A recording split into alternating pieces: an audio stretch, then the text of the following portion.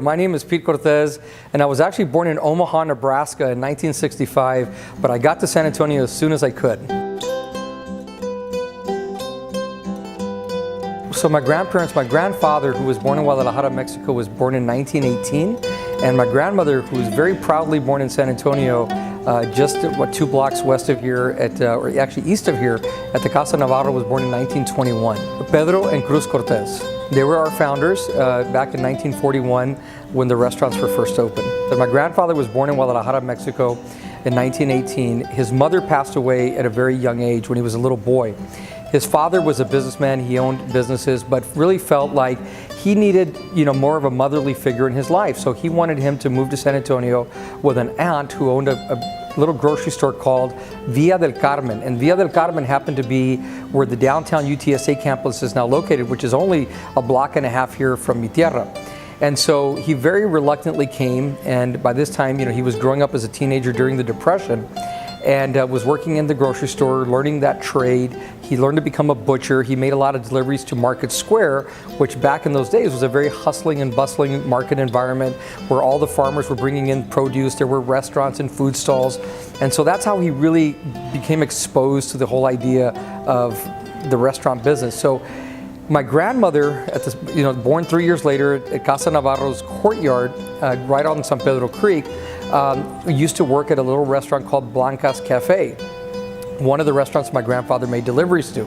So, she caught his eye, and so there's a love story here too, because, she caught his eye and he wanted to ask her out. And so he tried several times. She was played hard to get, didn't really want to do it until finally one day agreed to go out with him.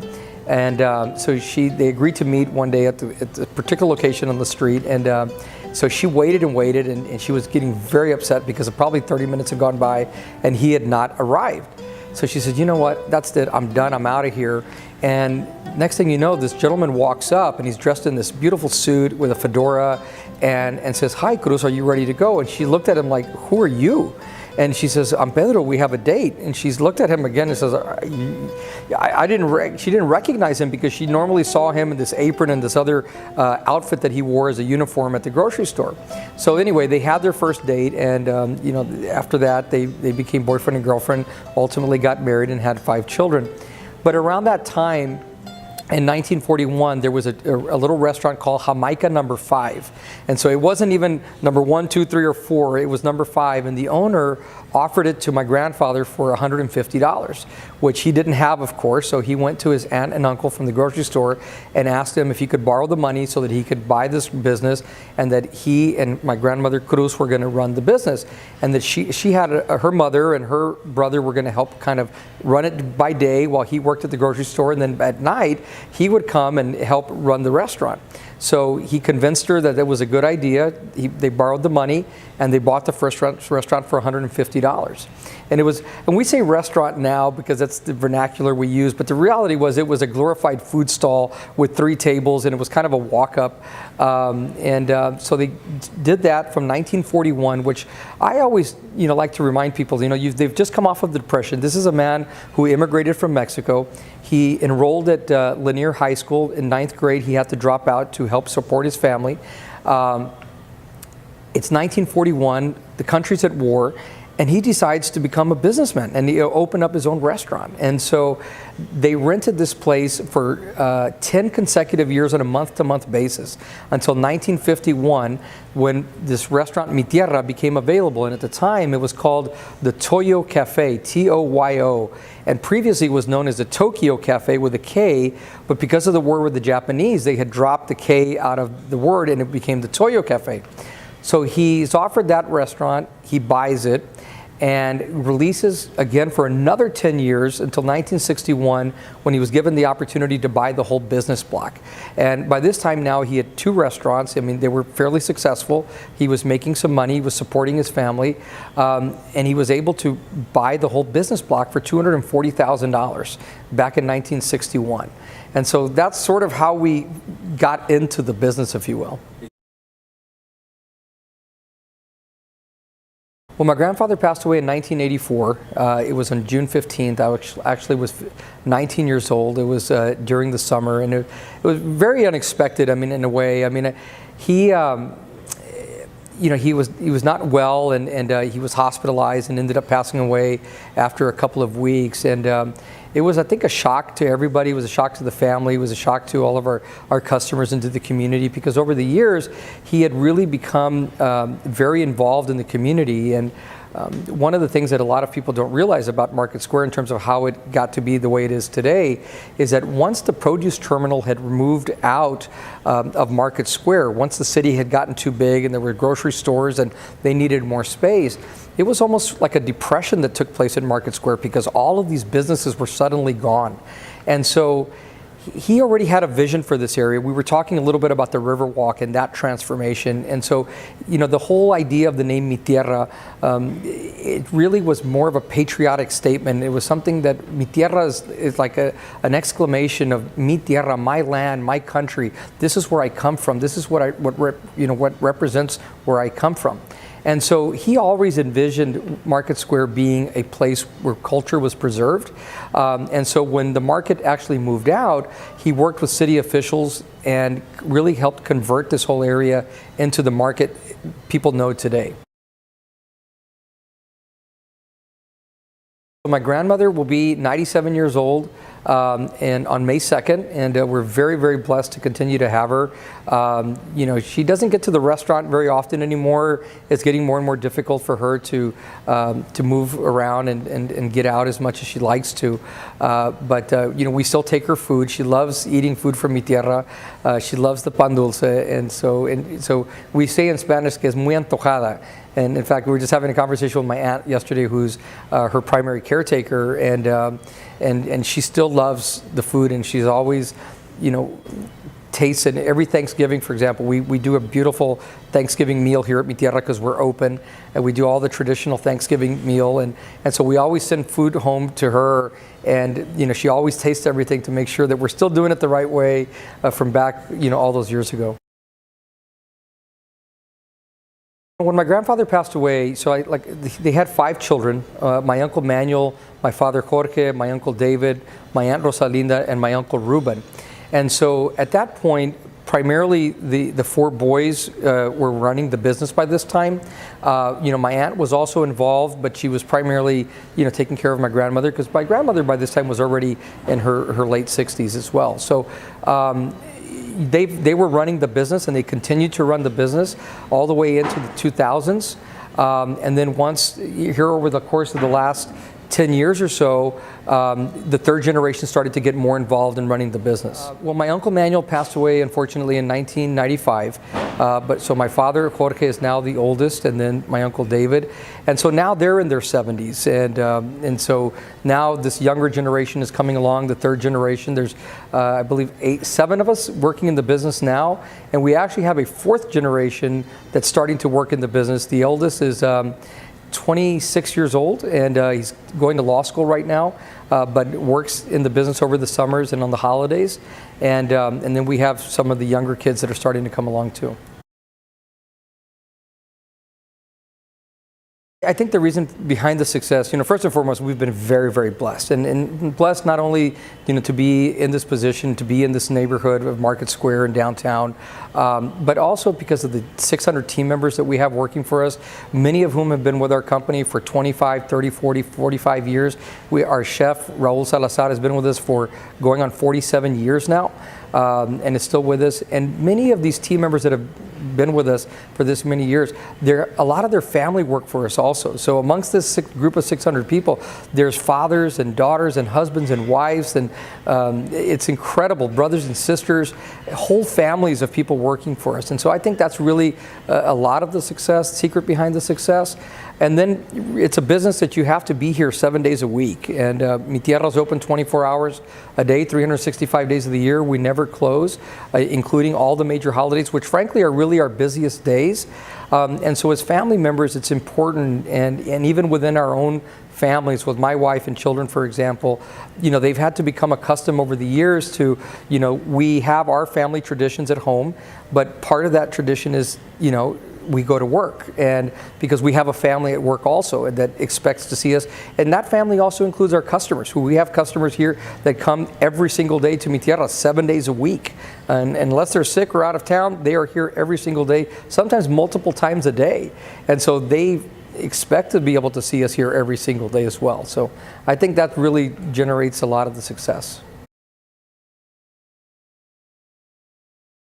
Mi Tierra, over the years, it's obviously become very iconic, and we've worked really hard to build a reputation of quality and of service and hospitality and culture, and I think that's really, we have a saying, familia, comida, and cultura, and that's the three basic tenets of our restaurant and our family, is that everything here is about family. Our customers are part of our family, our community is part of the family, our employees are part of the family. The comida obviously is what brings us together, at the table. And then you have the culture, and one of the things that we've worked really, really hard to do is to remain true to the authentic culture that we represent. And so I think that's why people, when they come and visit from other parts of the country or other parts of the world, want to come back to Market Square. So, you talk about the Alamo and being the most visited destination in San Antonio and the Riverwalk, but Market Square is always considered the third most visited destination, but it's always the most revisited destination. Once they've been able to come and experience this culture, they want to come back. And then as people have moved away from San Antonio and they're living in other parts of the country, there's something magical about Market Square and Mi Tierra and the need to kind of reconnect with your culture, and so they continue to come back to Mi Tierra and reconnect and just feel that sense of pride and culture. And so I think that's really why people continue to support us the way they do.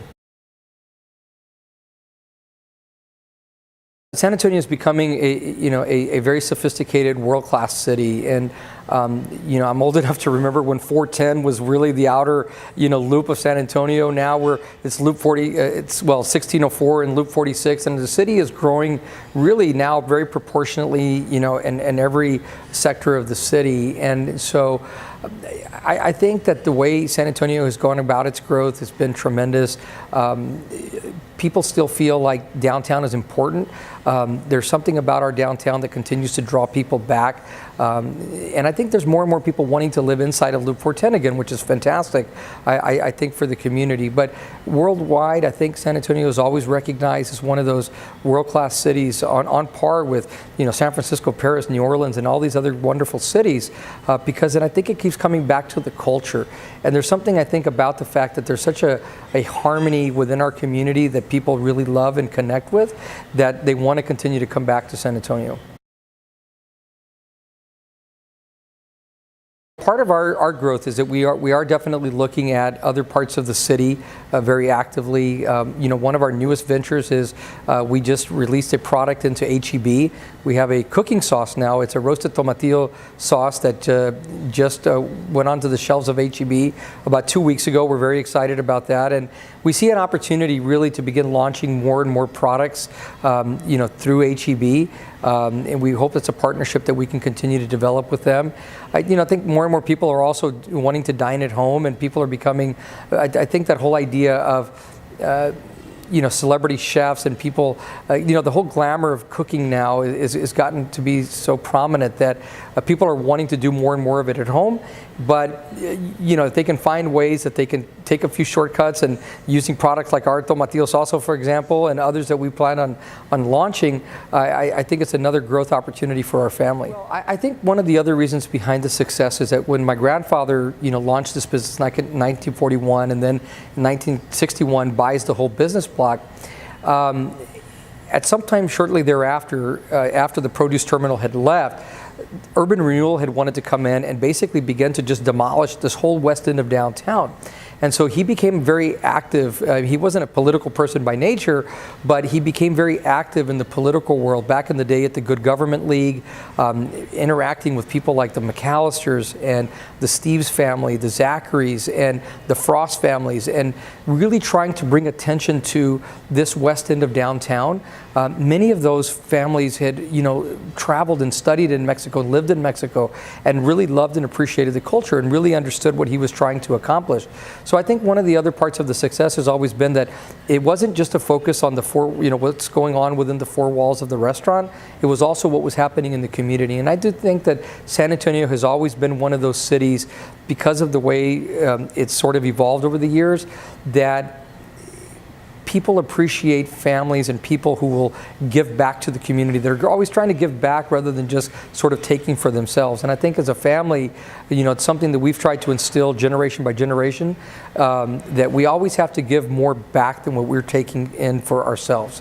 And so that's just that whole idea of, to whom much is given, much is expected. And so that's something that it was a principle my grandparents taught, they lived and they've taught to us, and now we're teaching to our future generations. First and foremost, trying to be a great employer. We have 600 employees. I mean, we do things, for example, like complimentary GED classes, ESL classes, English as a second language classes, so that people can pursue their citizenship. That was something that my grandfather was very proud of. He was very proud to be a Mexican, but he was also very proud to become an American citizen. And in fact, on his tombstone, there's a quote from him that says, "I'm an American by choice, not by chance." And so that was very, very significant to him. So we try to give that opportunity to our employees on that side of it. Part of our mission statement is about preserving culture. So everything we do is based on that. So we've been very involved, for example, in the creation of the museum here at Market Square, the restoration of the Alameda Theater. We were involved in one of the donors to the San Fernando Cathedral restoration. Even the San Antonio Public Library, the new Latino Leadership Collection, we made a very significant contribution to that, because we felt like, again, education, literacy, culture, those are tenets that just keep coming back over and over for us, and those are the kinds of things that we try to do to give back to our community. I've been very fortunate in my life to be able to have been born at a time where, I'm old enough to remember a lot of what the past is, and I've, seen sort of what was going on in that sort of that exodus of downtown and out to the suburbs, and now to see sort of that, migration back in, to the downtown area, and to see, what the city is doing now in terms of, for example, San Pedro Creek, the restoration that we're going through there. The city and the county have done a wonderful thing in terms of, stepping up and providing the funds to restore the Alameda Theater. And so we're starting to see, because of all of those things, we're seeing businesses, like Rackspace, like Frost building this new tower, and doubling down on their commitment to downtown. We're seeing more people living in downtown, more housing is coming up, and so it was tough to see people kind of leaving, but it's wonderful now to see people coming back, and we really feel that it's only going to continue to get better. I've got a 17-year-old daughter who we're, starting to talk about, her future and her, her college choices. We also just hosted a group from South San High School, a group of about 15 to 18 culinary students. And so, what I always, what I would say to anybody is, first and foremost, follow your dreams, follow your passion. Don't ever let anybody take that away from you, no matter what it is. You have to stay focused on those things. Work ethic is very important. Attitude is everything. And again, one of the things about our business in particular is that people can make a wonderful career out of working here. Like I've said, we have over 600 team members, and many of them have been here for over 40, 50 years. And one of the proudest things that we feel about our team members is to see not just their success, but the success of their own children. We have children of our employees that have gone to Harvard, Stanford, many Ivy League schools, and are just doing some wonderful things to become doctors and attorneys. And so I just think, follow your passion, work hard, have a great attitude, and just, don't ever take no for an answer. Just keep working. The musicians here, the trios, the trovadores, they've actually been here longer than we were. Long before my grandfather, probably, from the 1800s and into the 1900s. And so, I think one of the cleverest things my grandfather ever did was just allowing them to come into the restaurant. And so, they're all freelance musicians.